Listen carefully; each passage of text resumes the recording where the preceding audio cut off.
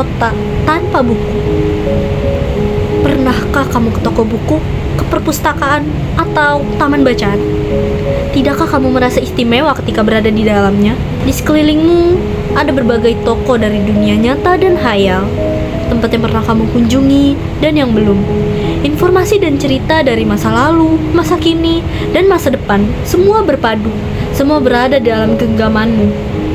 Saat berada di antara buku, tidakkah kamu merasa menjadi raja dan ratu? Ruang dan waktu seolah menyatu tanpa batas. Kau bisa terbang, melintas sekat negara, dan melewati berbagai zaman.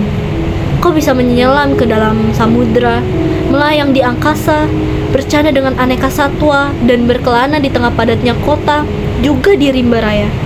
Kau tahu, buku adalah jendela dunia, kunci pengetahuan dan pintu wawasan.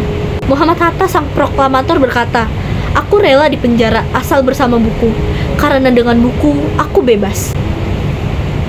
Melalui buku, manusia terbebas dari ketidaktahuan. Tempat-tempat yang dipenuhi buku adalah harapan berkembangnya pengetahuan dan wawasan. Apa jadinya jika kota tanpa buku? Pantaskah dia disebut kota?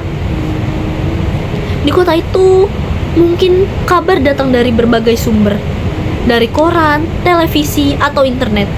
Mungkin informasi dan cerita datang dari cerita nenek moyang, bagai dongeng-dongeng sebelum tidur. Irama warganya pun tiada beda. Bangun pagi, bertebaran di muka bumi untuk berbagai keperluan, untuk kembali pulang siang atau sore hari. Setelah itu, mereka berangkat tidur dan memulai lagi hari berikutnya. Semua serupa. Di kota itu, mungkin ada bangunan bernama perpustakaan. Di dalamnya, buku-buku berderetan dalam rak yang tak terjamah.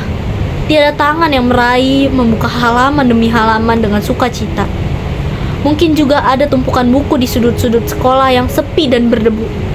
Jarang dikunjungi, jarang dibaca. Buku-buku di sana teronggok tanpa nyawa.